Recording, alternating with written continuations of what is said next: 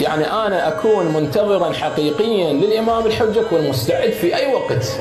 نفرض طرق عليك الباب وإذا به الإمام الحجة عجل الله تعالى فرج، وأنت كل يوم تقرأ اللهم كن لوليك الحجة ابن الحسن، والإمام يقول لك يلا امشي وياي، امشي وياي بعد.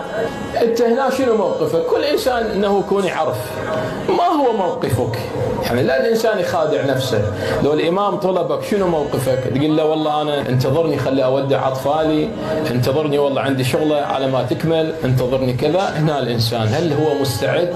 لو فقط هي مجرد شعارات، لا مو شعارات، وإنما المسألة الحقيقية أن الإنسان يكون مستعدا استعدادا تاما في أي وقت، هو مستعد إلى أن يكون مع أنصار الإمام الحجة، وإلا المسألة صعبة. يعني أنا الآن ما مستعد أقول اللهم عجل لوليك الفرج، بس أنا عندي 100 معاملة ربوية، أنا 100 صفقة فساد مشترك.